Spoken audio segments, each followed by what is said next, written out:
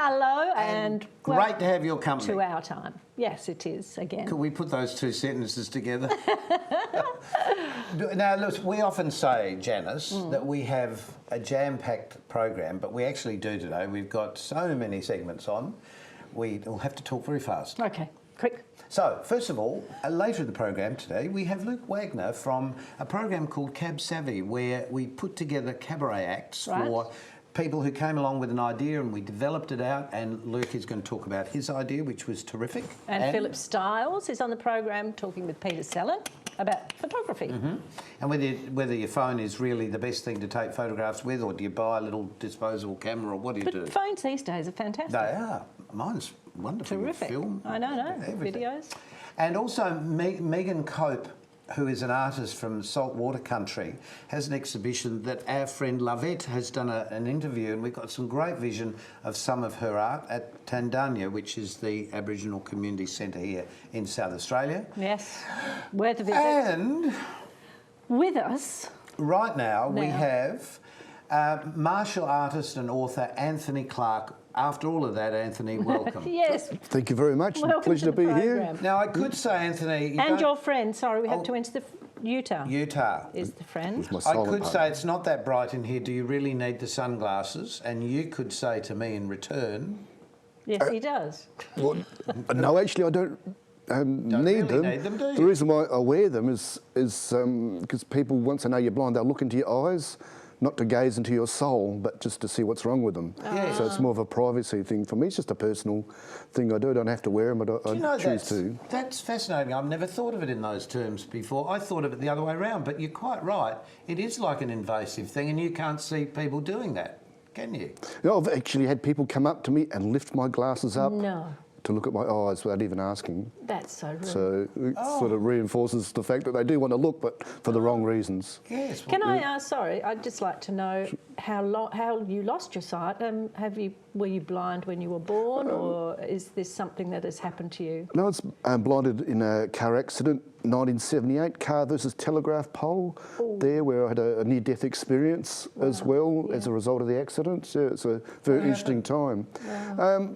Telegraph pole. No, the experience. I was sitting on the roof of the car looking around, feeling quite at peace with myself. Noticed the ambulance pulling up. I thought it was fairly normal, about time. And then they were loading me into it. I actually saw myself being put into the back of the ambulance. Really? And then things went blank again, and woke up 2 weeks later in hospital with the knowledge I'd lost both my sight. So it was a very euphoric, non-scary, very natural sort of feeling, pretty weird. And I've had that feeling or sight from above type sensation a number of times under stressful situations, particularly when I've been playing judo at a very high level. Yeah. I've seen myself fighting from above. How amazing. Which is really quite spooky, Yeah. It really is. It means that our sensory organs don't really give us all the information, do they? If you think of it in those terms. Like, we can sort of leave ourselves to look back. Spiritual. Yeah, it can be explained by endorphins or a chemical response. Yeah, but the fact that you could see yourself, and the word see is the interesting see. Was it more of a feeling, or was it a real, you could see like yourself. a picture? Yeah, you knew what was going on, and it's sort of has a hazy sort of drug feel to it, if you want, a very euphoric type of feeling. So you're not feeling any deep emotions, just a peacefulness. How amazing. Yeah. Well, that's not what we're here to talk about, but I'm so glad you brought that up, because I find that fascinating. So, you're known as a martial artist, and in my foolishness, I asked you before we started to talk, so how do you see the other person, to which you said? You don't have to see them. It's because judo, there's no punching or kicking in it, thankfully. It's a wrestling style sport, very similar to ballroom dancing, which I've gotten into as well. So you can have hold of your partner almost in a ballroom type dance. You get to grip the collar and a sleeve, and off you go, and you wrestle each other that way. So you can feel them move. Just wrestle on the dance floor? Or you can do it. I've been taught various steps. I've slipped into judo mode accidentally and picked up my partner when I shouldn't have, perhaps. Yeah. But you're a man who hasn't let this happening in your life stand in the way. No, I see blindness as really to me, it's a perfectly natural state to be. I don't even know I'm blind until people tell me, and I generally find society has really got the problem about blindness or disability. They really have a fear about it, especially when I walk in the room, people just do the strangest things. I was at a public toilets the other day, because I busk as well, a musician, and I went to the toilets, as one does, and a lady followed me, blocked the doorway so nobody could come in, was yelling out, "You can't go in there because he's blind, you might put him off." And I thought, my God.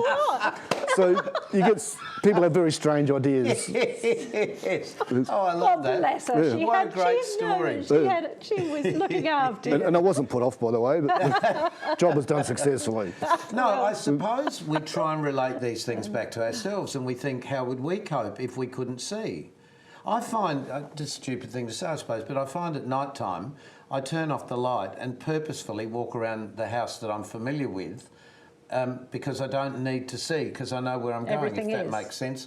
And I don't know whether I'm preparing myself for something later on, but it's just that thing of using, it's using your other senses. Sure. We don't use our other senses enough, I think. Yeah, and probably in that scenario, it's really your common sense you're using.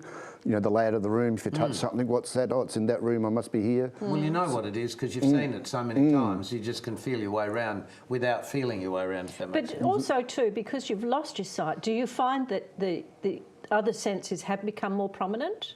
No, I get this question all the time, and really the only sense that improves is your common sense. Yeah. And the theory behind, people say you've got a better sense of hearing or another sense takes over. That's usually to make them feel better because they have sort of survivor guilt because I'm blind in front of them and they can see and I can't. Or it's an attempt to make the blind person feel a bit better because they're at a apparent disadvantage compared to that person. So that's the logic behind it. Okay. I guess it's because people don't really know how to help you, and it is part of our human nature to want to help. Like as we're walking here into the set, I'm saying to you, there's a step here, and then we hit our head on the light, and and you said to me, "No, I'm actually better if you just tell me where it is. I'll find it."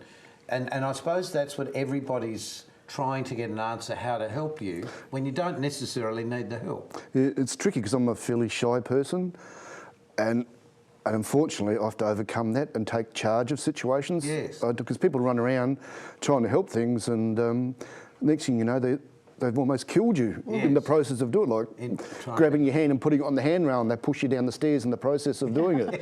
That's happened to me 2 or 3 times. So, the road to hell is paved with good intentions, I can tell you. Just to go through a few things. So you've also written this book, which is just great because it's such a positive message. You play banjo and you busk in the mall. You Ballroom dancing. Is wrestling, or is it just called judo? Judo, yes. So, how do you describe that it's a sport, obviously, and it's competitive by nature. And is it something that you had started before you became blind, or is it something you've taken up since being blind? No, I took it up after I lost my sight because I wanted to play a sport where there's no rule changes if you play against people that can see, which I did for my early part of my career. And so, so you're in the mainstream, whereas all the other sports, blind cricket, blind table tennis, which I still run, they all sort of they're adaptive sports, and I just wanted to play in the mainstream area, and also I think I also grew up in Kilburn, which is a fairly rough area.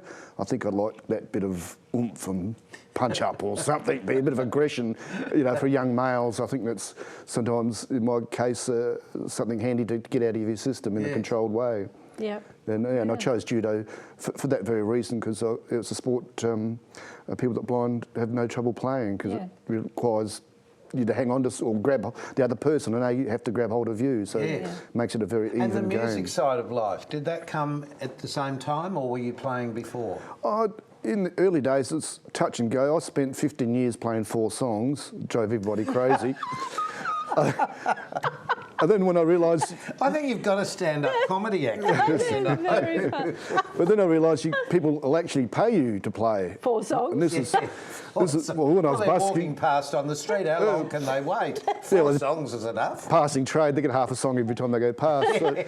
So and then once I realised, oh, there's money in this game, so I increased my repertoire and increased my 5 songs? Yeah, 5, 10. You know, now I can play 90 to 100 off the top of my Fantastic. head, and I've experimented. He's talking about cabaret before. I did a cabaret show at the dizzy heights of the Moonta Hotel there in Moonta. Practiced it up there, did that for a charity, and trying to get my feet there, which direction I want to go with my music and my folk blues music. So I'm still trying to find out my feet there, and the banjo is what I play the most. So that has its own sort of connotations. I think thanks to the movie Deliverance, I think it's damaged the reputation of banjo players to no end. But And does Utah enjoy all of this? he puts up with it because his name's Utah, which is a Mormon state in America. He thinks he's a Mormon. Right. So when I drag him into hotels where there's alcohol and wild women, being a musician, he doesn't know what to make of all this sort of stuff. So he's not too sure about it. Oh, love it. Anthony, it's been an absolute pleasure to meet you, and we wish you the very best for the future. What a fascinating story. I think this book is, whilst it's little now, I think this is going to grow in volume as time goes on. You must keep documenting. Yes, half the process of that book, which is only $10, goes to a charity called I Play Sport, raise money for blind and vision impaired athletes, which I'm a board member of. So I donate half my book sales to that as well, because I like to give back what I've got back from sport so that the young ones can have the same opportunities I have. That's fantastic. Anthony. Brilliant. Well done. Brilliant. Well, thank you so much for joining us, and stay with us because we've got so much more to come with Megan Cope. We're going to with the art with our friend, and Spit it out. we're going to find out about photographs, and we also have Luke, who's going to tell us his cabaret story. Yes. Stay with us.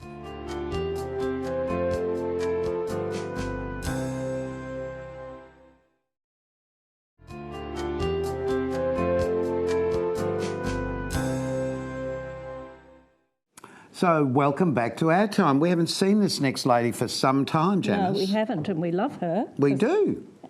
And that's her name. It is. She's so smart. Here's Lavette. Hello, OurTime. It's Reconciliation Week, and I'm out here at Tanzania celebrating the Saltwater Country Art Exhibition. And it's a pleasure to be part of this celebration here at Tanzania. But today we've got a wonderful, amazing young woman who has, taken identity and culture and put everything together and be able to showcase it both national and internationally as well. And it's no one else but the wonderful and amazing Megan Cope.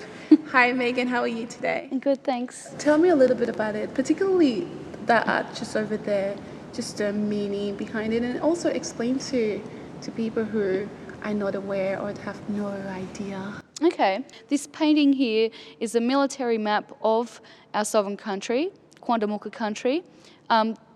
It's a futuristic map in the way that there is a 5-metre sea level rise painted over the top.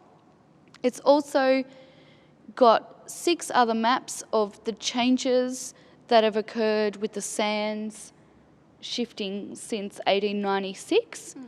So really this painting is about a more recent change in the landscape.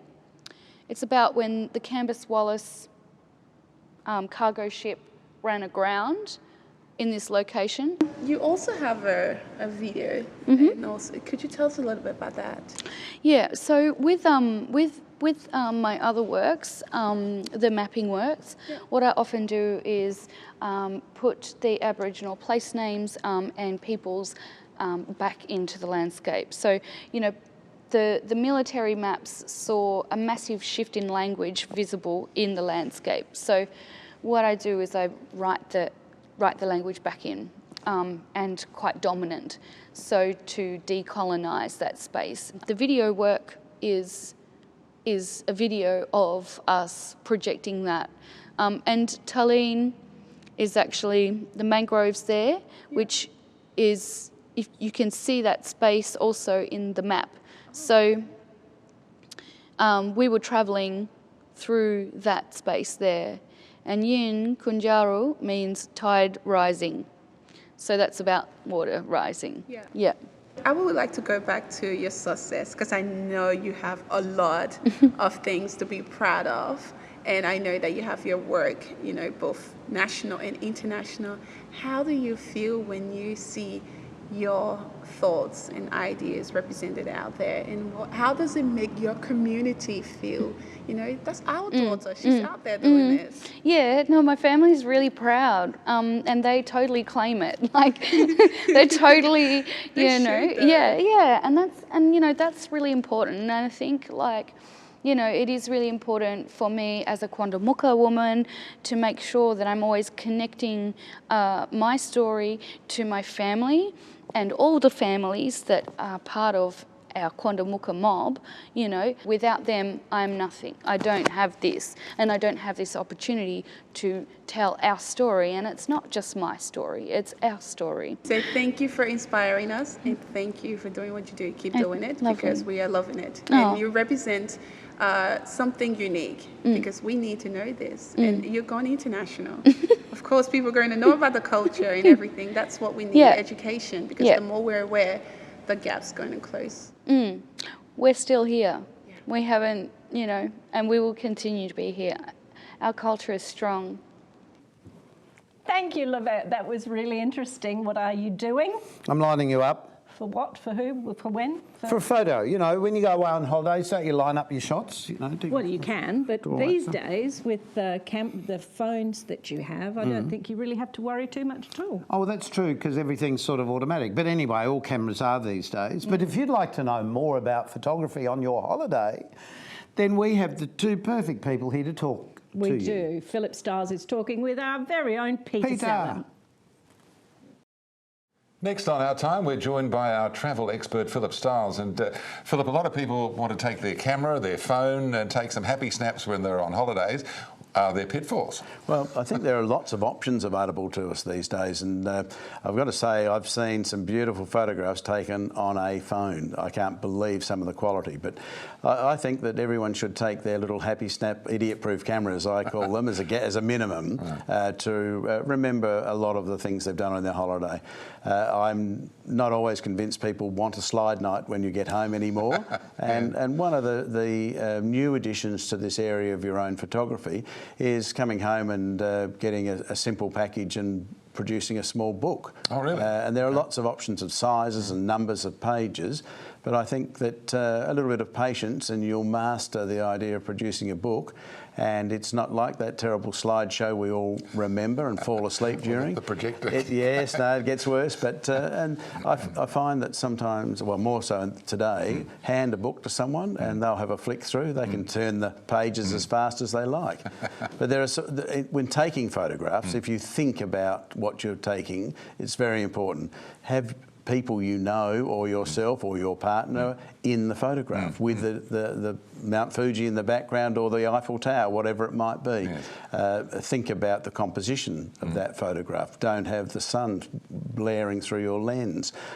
Simple things that can be done. Have a bit of a practice if you're buying a new camera, because digital photography, you can take as many photos as you want. You can have hundreds of pictures, don't overdo it. You know? The fear is just going too crazy and just taking thousands when thinking about what you're going to photograph, and taking a couple of shots of that is the best way to do it and remember a great trip. Those, the cameras obviously can have landscape, there's all sorts of adjustments on them these days, isn't there? These days the there's phones, GPSs on the cameras that'll remind you where you took it. You have the ability with some of the new cameras to actually email it to people back home to see what you've been doing on your holiday. But again, download your card on your phone or on the camera when you return and put it into a simple package and have fun producing a book that everyone will love flicking through. Of course, the cameras themselves these days aren't that expensive either. A cheapie will give you just as much quality. You can be amazed at some of the quality that comes from a low-cost camera. So you can spend $100 or you can spend $10,000. Yes, you really can. So that's a great idea. The book, as you say, when it's in your hand, Yes. rather than sitting there in front of the screen watching the slideshow. I find that people find it easier to look at the photos. Yes. As I said, they can do it at their pace. Yes. I've had friends I've handed one of my books to and they've flicked through it pretty quickly and said, oh, it looks like fun. But others that have a good look through it and plan some of their own holiday ideas as a result of yours. Marvellous. Philip Stiles, thanks again. Pleasure.